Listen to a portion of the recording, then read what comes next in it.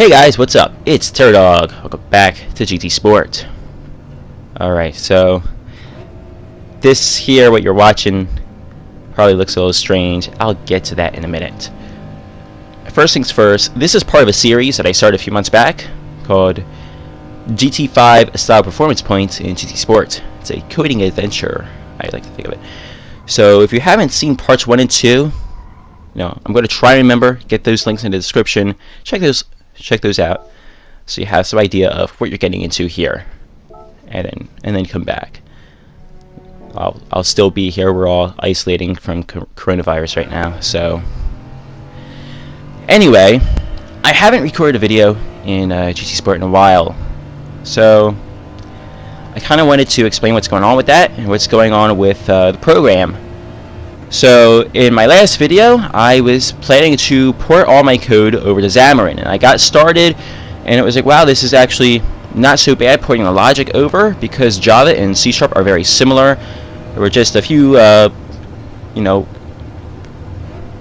Java-specific classes that I was calling for my debugging, and for a few other functions that I just needed to readjust to figure out to make it compatible with C#.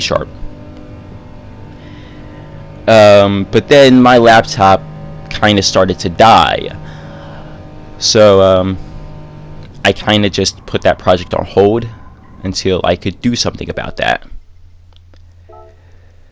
And then, well, let's see. I continued having fun with Gran Turismo Sport. Otherwise, having the soggy Spa race, and then beating Lewis Hamilton at the Nürburgring. That was awesome. But then one day I went to see, I use a Thrustmaster T150. I went to use it, and well, the thing is, the wheel, it uses a clamp. So as you're wrestling around with the car, what happens is your wheel is nice and secure, like in spot here, right? And then over time it starts shifting around, and then you have to loosen the clamp up, get the wheel back at the spot, and tighten that clamp back together, because, well, that's what happens when your wheel doesn't hard mount. The handle for the clamp is completely plastic, and so naturally, after doing that over and over for a little over a year, it broke apart. And so I was unable to use my wheel for any more racing. And as I had gotten to enjoy the wheel so much, I just couldn't bring myself to go back to using a controller. Even though I probably would have been just as fast, but would have been terrible at saving my tires from tire wear,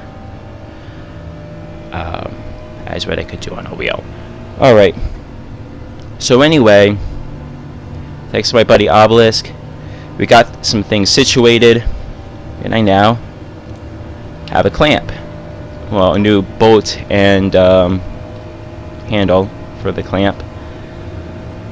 And so I can set my wheel back up, and I have a laptop that doesn't give me blue screens of death every few minutes. So, because the one that I had, it's old, and I've already taken measures to extend its lifespan, but it's pretty much been Windows updated into oblivion at this point, and there's just all sorts of memory problems and stuff that it's not even worth it anymore. The motherboard is obsolete, and I can't do anything about it. So, with that out of the way, what is going on here? What are we watching?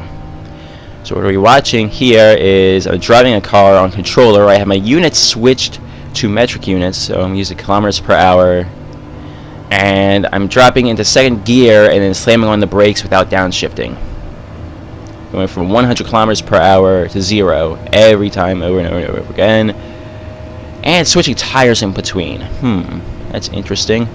Okay, so while watching a fail race video, they were doing like this lucky dip racing thing on Forza Horizon 4, And I noticed that the tires factor in to the performance rating that Forza uses. They have a different name for it, from performance points. I think they call it like performance index or something like that. But anyway, the point is the tire compound affects that number. I thought, you know, all the silly racing that they do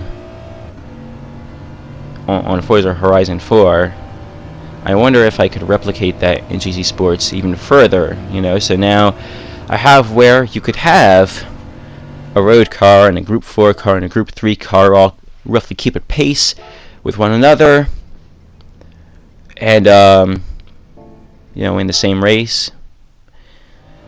So I thought, well, what if I could take this even further and make the tire compound part of that?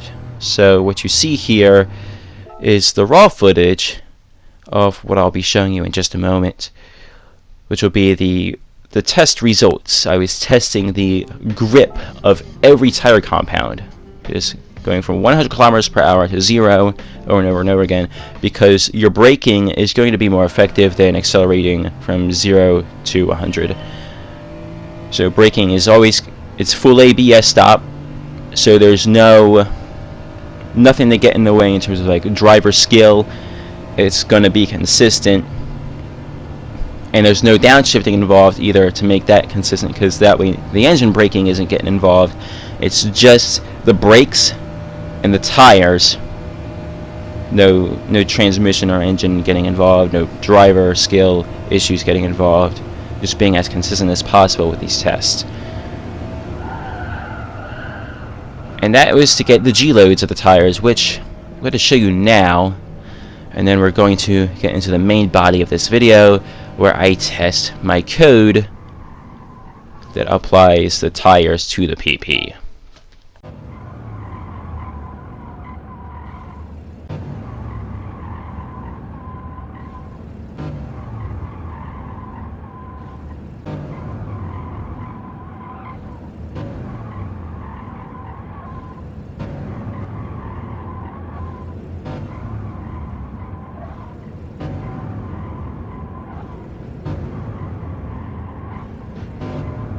Alright, so here we are. Let's get these cars tuned here. So now, I think what I'll do is I'll copy this sheet. This car is going to end up on a racing super soft tire. So I'm just going to copy this because I want the suspension. Okay, so as the tire takes in is a rather huge factor. I'm simply using those G loads that we just saw as a multiplier for the overall PP. So it has a significant impact. We're actually going to lower the power. What's that, 513 horsepower right now? We're going down to 141%. It's supposed to be at 473. The weight can remain. It cannot, actually. So we're doing similar priority rules here for my tuning. I'm not sure if I talked about that in the last video, but basically I just have my program set up to auto-tune based on a priority order. So before it was prioritizing weight, then power, then the aero, and I could change the order of that however I want, but for this particular test, that's just how I was doing it. I believe for all three cars, which isn't exactly realistic, but it's enough to at least see, does this work at all? Right, normally you would take the car that's not going to handle well, and well, in this case we're boosting the handling because it needs to be able to compete with cars that have, you know, strong aerodynamics. And we're actually going to change to the car so that I can get them to the top of my list. The next car is the Group 4 car. That's the Group 3 car. There's Group 4. So we're going to change to it and then go into the settings. So we're going to do 62% power, so we're dropping the power even further, all the way down to as low as it can go. So we were at 68, which gave us 268 horsepower. At 62, we're getting 244 peak horsepower. Weight is going to remain at its minimum, so this is kind of a more handling car, but we do have to drop to a sports soft tire.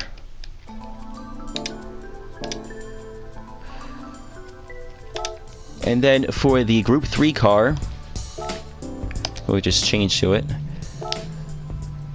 So once again, I'm just gonna actually just copy and paste the tune. We're dropping, or no, we're adding a little power. Adding a little power. We're dropping weight to 88%, or minimum weight.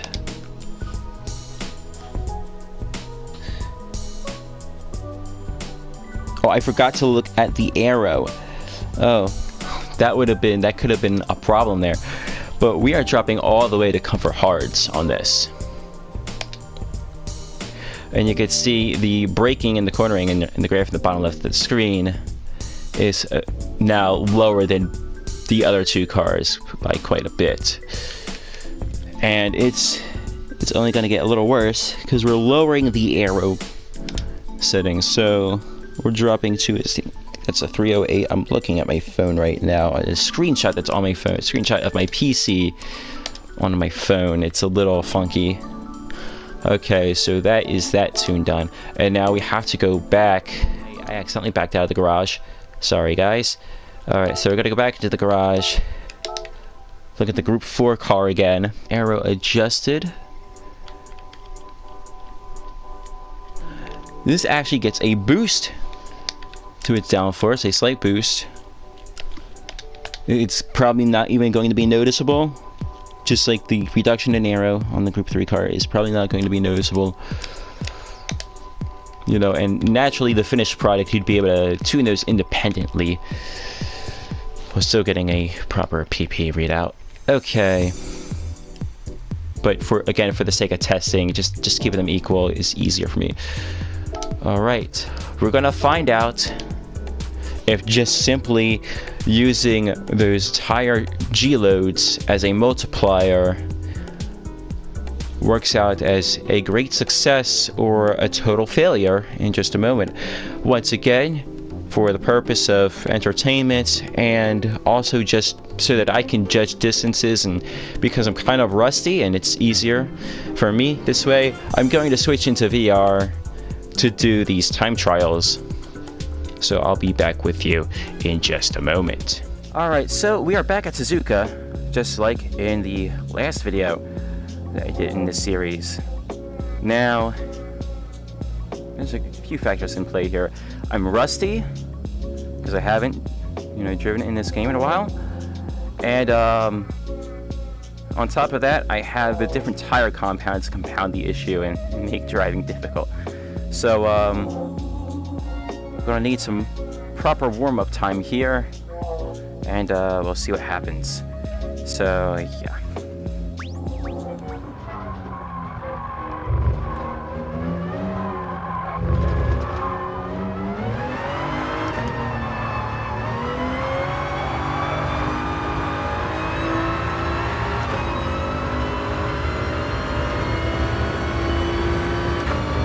One more.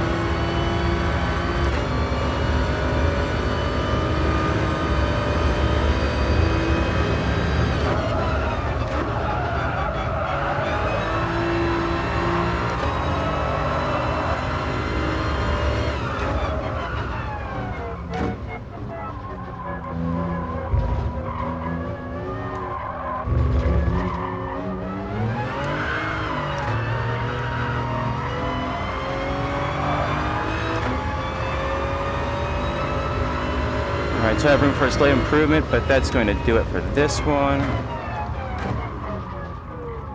We're just looking to see if I'm like within like a second or two or whatever.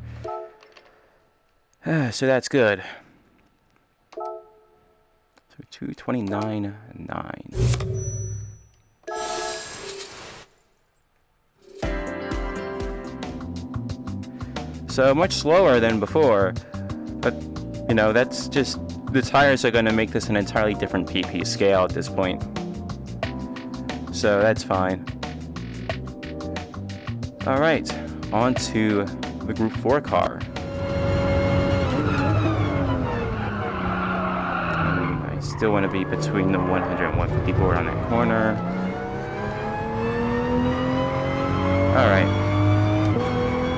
Alright, so hopefully this is the real lap.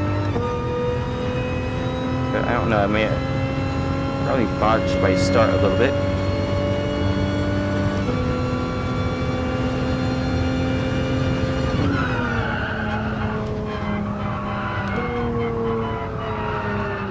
A little bit indecisive into turn 1, but it works out in the end.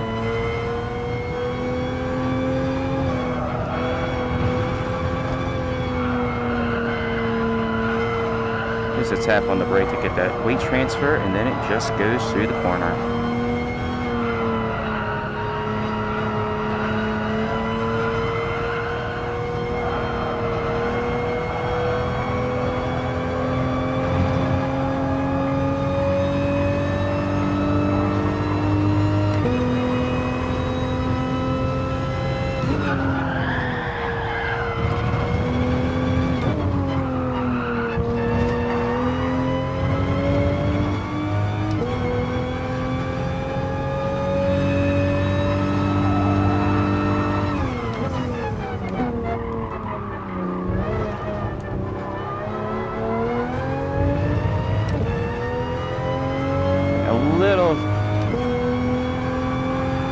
Cutting a little too early on that hairpin, so it's braking a little bit earlier than what I should. Actually gained because my ghost was really bad on braking too late.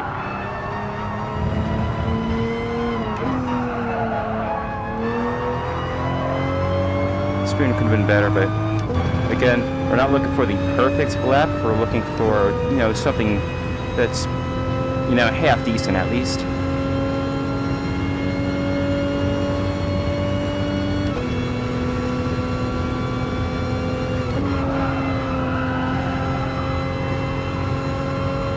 Even that's a bit slow.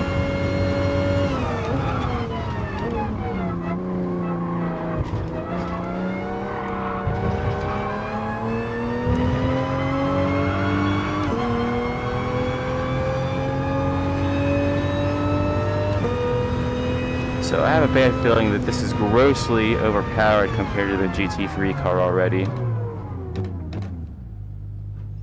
Let's find out. Isn't that like 10 seconds faster?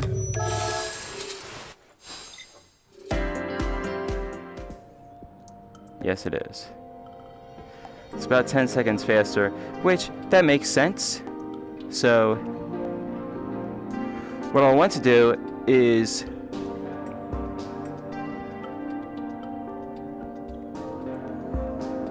let's change the tuning priority on the Group 3 car and see if I can do that.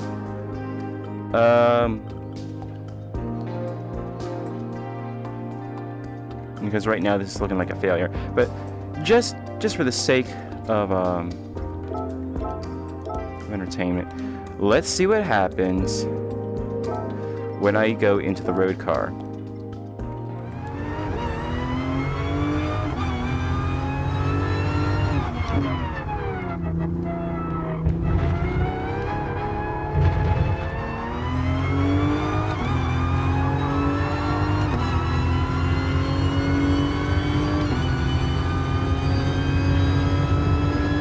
So I guess the main theme of this video is I have to decide whether I want to maintain a system that is purely similar to the GT5 PP, or if I want to actually go and branch out and add the tire into that system, which if I do that, I'm going to have to rebalance other parts of that system. Mainly, I think the arrow. I think the arrow will have to have less points so that I can get more arrow, or at least more of something. Since the arrow doesn't seem to be like it does make significant difference. You can see here driving this, you know, even though I'm on the super soft tire, it's not an absolute walk in the park here. The rear end is lifting up under heavy braking. The front end is lifting up under heavy acceleration. You know, so that the car will understeer and I exit the corner unless I'm really, really smooth on the throttle and on brake. You know, and on all the weight shifting in general.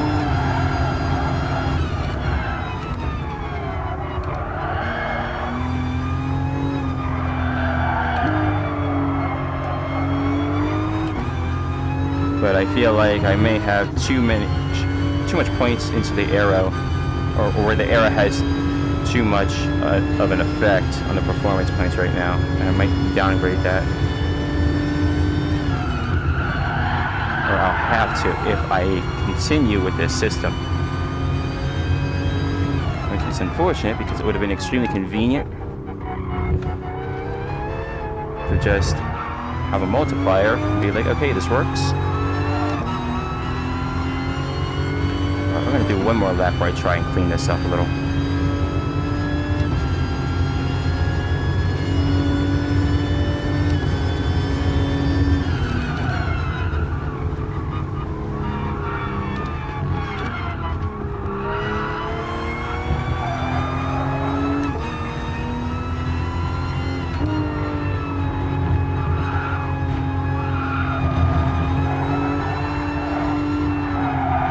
Still a little funky. I'm still ahead.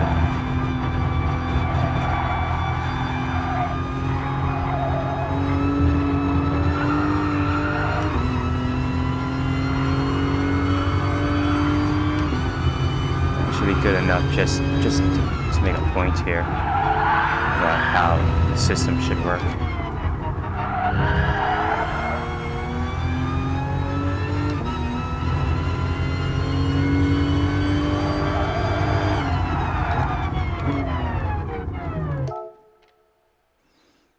All right.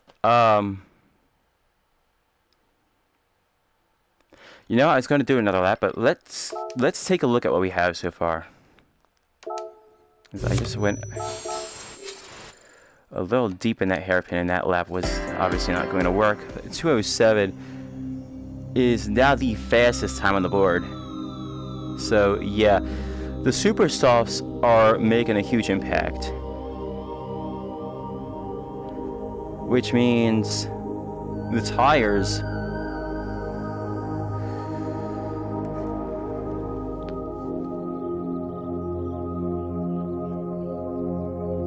that breaks the whole thing.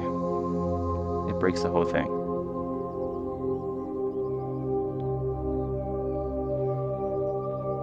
So before, you see, I had like 208, 209, 211, you know, or they were relatively close together. Now I have 207 on the road car, 219 and 229. It's backwards. It's entirely backwards, which is kind of what I expected. But I wanted to actually see it to make sure that my expectations would be confirmed before do anything else.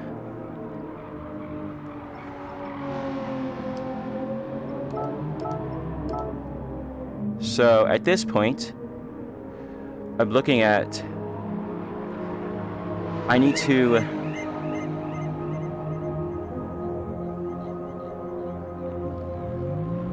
if I were to balance this, I would say drop the effect that the arrow has on the performance points.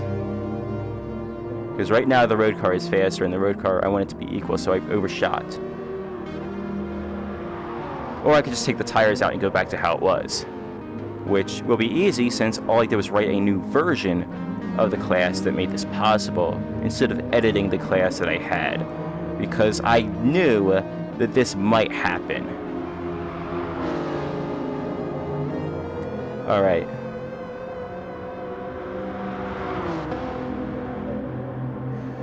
So, what do you think? Give me your comments below.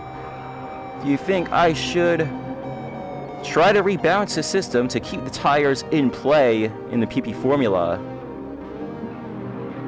You know, doing a Forza style. Or should I keep it strictly a Gran Turismo style, since it's a Gran Turismo game, and leave the tires out, and we'll just have a tire restriction in lobbies along with PP, and maybe horsepower and weight, just to keep things from getting too out of control.